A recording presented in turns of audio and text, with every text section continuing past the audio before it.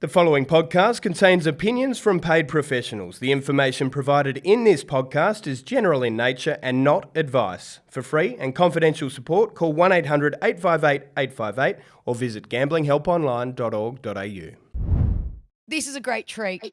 One of the great stories of the week, one of the great stories of the year, I reckon. It is just a pleasure to welcome a friend of both of ours and now Melbourne Cup winning jockey, Robbie Dolan, to the podcast. Welcome, mate. And we're so pumped for you and we're so excited for you and everything that not only today holds, but what yesterday held and what the future does as well. Yeah, thanks very much. Sounds good, doesn't it? Melbourne Cup winning jockey. I don't think it'll ever grow old, mate. I tell you what does grow old is a hangover. How are you feeling? Oh, I feel a bit rough, actually. I felt all right earlier on, doing all the interviews and stuff, but it's starting to catch up on me now. Hey, we've got a gift.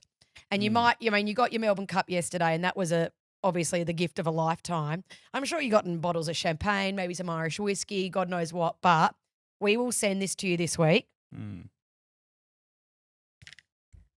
you see that?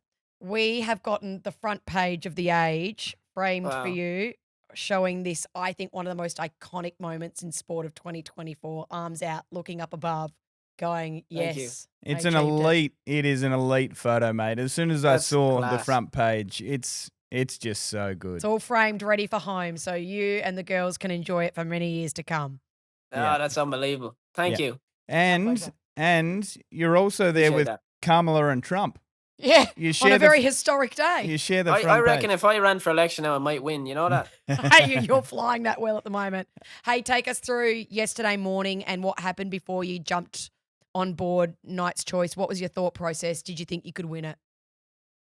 Yeah, I was actually in the zone, to be honest. I was confident the horse would run really well.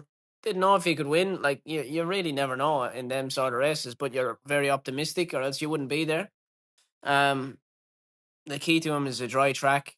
And he's run last week at Bendigo. I'm telling you now, like, people are probably going back to watch it over again.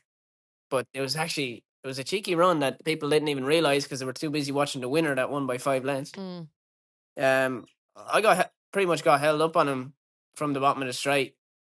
I had to sort of weave a passage, didn't have a lot of room, but through the line was very good and on a dry track. And that was just really confirming me that he'd stay 2 mile all day on a dry track. And it was a remarkable situation that even led to you having an association with this stable and this horse, because it was essentially your singing career that led you to your Melbourne Cup winner on was it a cruise ship? Yeah, that's right. That's funny now that you say that. It actually, if it wasn't a singer, I probably wouldn't win the Melbourne Cup. I didn't even think of that. But yeah, that's right. I met Sheila on the P&O cruise. Shout out to P&O. Give me a free cruise, please. I think there's a Disney one going around soon. That'd be good for you and the girls. Mate, Melbourne Cup winner now. He gets free cruises everywhere he goes. Yeah.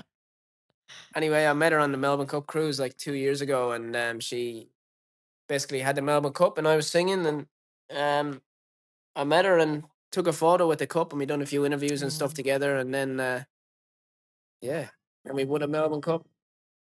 Crazy. I'm at Macedon Lodge here. Are you in a stable? I am at the stables, yeah. Are you sitting in a box at the moment with some shavings underneath you or something? Oh, it's an amazing property. This is some spot. Well, I'll tell you what, it's had many a Melbourne Cup winner come through at Macedon Lodge, and maybe that was the magic element to it because, yeah, as you said, that Bendigo Cup run had a bit of merit, but this horse was at the price that the market had it for a reason. The runs prior to that were a little quiet, but clearly, as you said, it was all that track condition. Tell me at which point in the race you thought, I got a handle on this now, and I think I'm about to win my first Melbourne Cup. Yeah, probably. I'd say at the 300, I was thinking I'm actually going pretty well here, and these horses around me are dropping off pretty quick. So probably at that stage, sorry, Maisie's going mad over I can hear her. I can hear her. Is she all right? It's grand. She's just tired and fed up. Yeah, she would be. She kind of wishes I didn't win the Melbourne Cup now. Yeah, Dad's total rock star now. No, that's all right. Kids It do that. might help her future just quietly. So yeah, absolutely. So at the 100%. 300, you thought, okay, I've just got to have the gaps open up for me at the right spots here because I don't want to go around any more horses. And the overhead kind of showed that it was like the seas parting at the exact right time. Yeah, I think three of you kind of made the run. I mean, we were lucky enough to sit there and watch a replay last night, Robbie, but at the casino. But three of them made their run at the same time. So you had Karen making the run on Absurd. You had the Japanese horse Warp Speed to your outside. And you were always going to get the pick of the gap because it did open up directly in front of you. But when you went past Zardozi, is that when you went, right, this is now in the bag? Yeah, pretty much. I thought the Godolphin horse was going to win and I was going to run top 5. And then I pulled my stick through to the left hand and he just exploded away. And then I could hear the Japanese raider coming and I was confident I won. But then through the line, he asked me, he said, did I win? And I was just like, oh, no, I lost. Because normally when that happens, you don't win. But we got the job done. You did. Hey, I just wanted to quickly touch on the offer that the stable got for this horse because it was really criticised at the time that there'd been a big money offer from overseas and they said, no, we want to stick with this horse. And maybe the performances recently have maligned what is a ridiculous record. I mean, they have had a lot of fun and now that's justification for that decision, isn't it, this Melbourne Cup?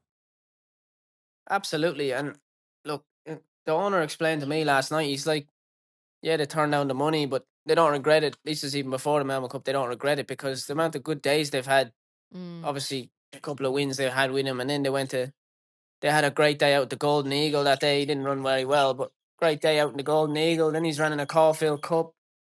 They all went to the Bendigo Cup, Melbourne Cup, like that. You can't buy that stuff. You know what I mean? Like it's. Well, you can if you got a lot of money, but well, there's only but you know what I mean. Like you can't just say, "Oh, I'm going to have a Melbourne Cup runner this year." It just doesn't work like that. No. I think there's only 3 of them in it.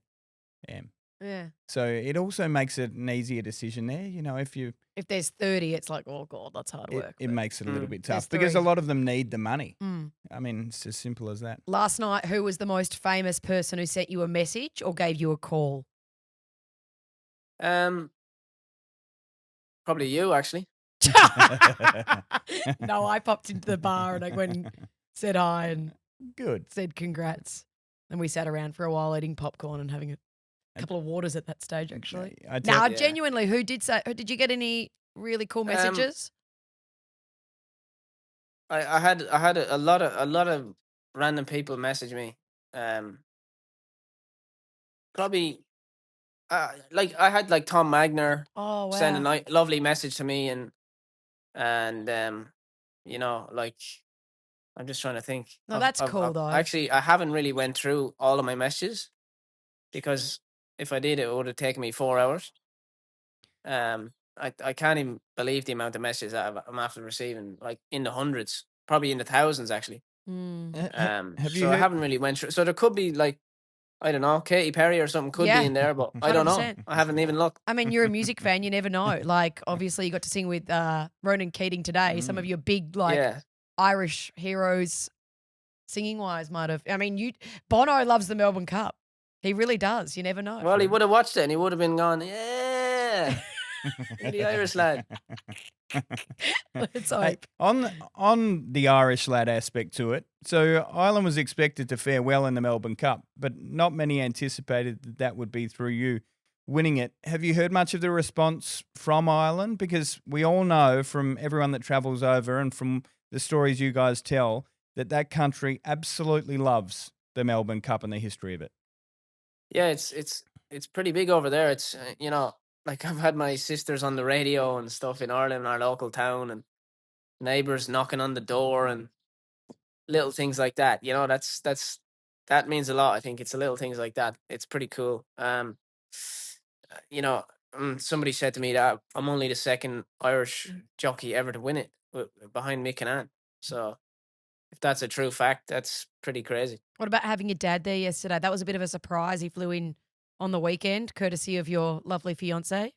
Yeah, crazy. He just, like, it's probably the best trip to Australia of all time. He just flew in, went to the Melbourne Cup. Actually, he flew in. We went to watch Cam Smith play golf. Then he went to the Melbourne Cup. We won the Melbourne Cup. Had a big session, and now he's flying home tonight. Did you put him up the front of the plane this time? I don't know. I have no idea. I think he's in the back, but he what are probably you asleep doing? the whole way. Let's face it, a seat at the I don't get that Melbourne Cup money for a month, you know. Put it on credit. a seat at the front would be wasted. He's not going to wake up in no man's for land. more He'll than be asleep. a second of that. That is an elite trip, isn't it? Oh man, we were so happy for you, and feel free to say to me, I'd prefer not to talk about it, but as I understand it, you and your partner had a really tough time with Maisie. Like things were pretty dire early, and she managed to pull through. Beautiful little kid, and you guys are a lovely, happy family now. But do you reflect at all on those really difficult months that you guys had as a family, and just say, look at where we are now? That picture of you guys wheeling her on the suitcase out of Flemington yesterday, it's a great probably photo. my favourite Pretty photo. cool. Yeah. Yeah, it was tough. You know, like she was in the hospital for over 100 days. So, yeah, it's mad. It's like something you don't really think about. Like when we went in there, like I wouldn't have heard of a NICU. You know what I mean? But you go in and there's just like 50 babies in there, and they're all like in the incubators and stuff, and the nurses are working 24/7. And you know, it's just little things you don't like. They're like unspoken heroes. You know what I mean? It's mental. But no, she's flying. Like we never really had any real issues along the way, thankfully. Like she was a preemie, but it was nice, smooth sailing pretty much all the way through the NICU. Maybe a couple of things here and there, but nothing drastic. And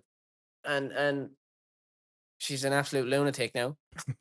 Well, the apple doesn't fall far. My firstborn, as I've discussed this with Robbie and Claire before, like my firstborn was not as preemie as Maisie, but he was 40 days in NICU to begin with as well. And I tell you what, there's something about that. My firstborn's a lunatic as well. There's something in it, Robbie. There's something in it. Oh, stop. I just think to see them happy and healthy now, though. Yeah, for sure. And you know what? I completely understand as a first-time parent steaming in, as you say, you have no idea what you're doing. No. You have no idea that stuff even exists before you need it. You really need it. So after it all happens yesterday, you now famously said, I don't even know where to go. Do you remember any of the post-race, or is it just an absolute blur? It's just a blur, to be honest. It's I can't even like fathom it. It's like you're just getting herded around, you know. Like there's a lady that was literally just bringing me around. Like, you got to talk to this guy now. Then you're doing this guy and that guy, and then him, and then don't speak to him for another hour, and then him over there. It's just mental. That was Maggie. Yeah. Maggie, yeah, sorry. Yeah. Maggie is brilliant. Maggie Payne. Yeah. Shout out Maggie Payne, legend. Yeah. And yeah. You'll get to soak in, and hopefully you get to watch some of the stuff that you've done over the last couple of days. Obviously, you'll rewatch the replay a lot because it's anytime you go to speak at a function or, you know, you're on telly, they'll... Oh, Sorry there! to interrupt you. That's my friend Ben. Hey, Ben. He's absolutely Cast. in bits. Yeah, he's cast, isn't he? Ben, happy too. How many's he had today? I mean, I don't think you've had too many, Robbie. No, we haven't. We've only had one beer this morning, didn't we? This morning? Or you have to have a little morning glory, you know?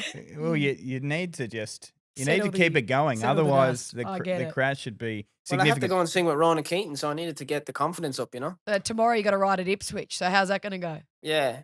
No, I have someone that's organising that all for me tomorrow. I think I'm pretty sure I'll be bringing the cup to Ipswich, and they're Cool. doing like photos and some media stuff, and we'll have like a security guard looking after the cup in the meeting. I mean, in the you meeting were and stuff. already a rock star. Like, you were already a rock star, and now look at him. Yeah.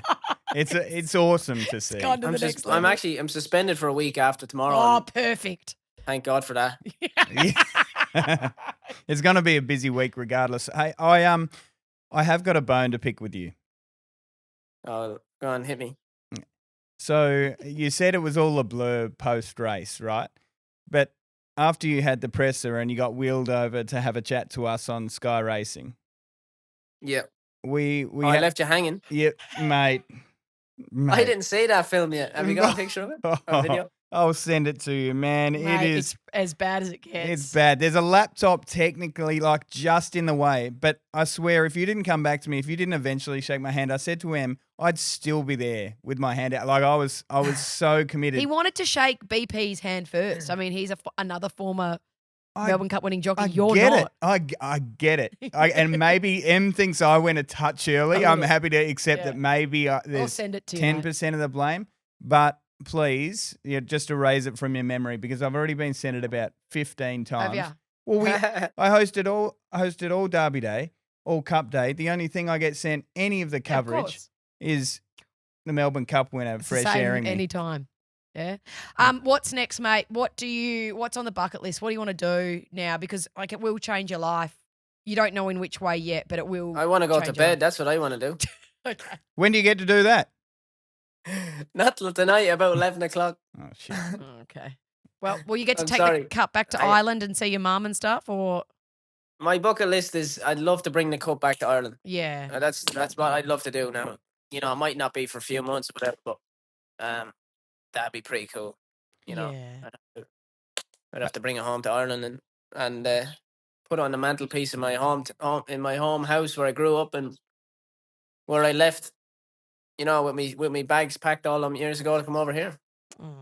Hey, that'd be a great thing for Sky Racing and maybe even Channel 7 to cover. Might get a free holiday out. They could send. Don't you think they could send? Tell you what, if you guys fly me over in business class, you can come with me. Okay, great. We'll sort it out. Leave it with me. Sort it out. Hey, mate, we're so happy for you. Well done. It's just Thank an you. immense achievement. It'll change your life, but also all the hard work that's led up to this point in time has now paid off to a degree that I don't think any jockey can ever imagine it would. Like, you can always dream about winning a Melbourne Cup, but very few are able to achieve it. So congrats. Yeah. Thanks very much. And please get some medical attention to Ben. And Benny, yourself. all right? Oh, dear. Oh, he looks real bad. He's lame all four. Yeah, 5 out of 5. Thanks, boys. I'll see you. See you, mate. Ciao, Well done. Robbie. Bye. Bye. Robbie Dolan there, Melbourne Cup winning jockey, and we'll make sure that this gets up to the Sunshine State for him to put on his walls. Mate, it's awesome. I love it. And I love him. He's great. You win some, you lose more. For free and confidential support, call the number on the screen or visit the website.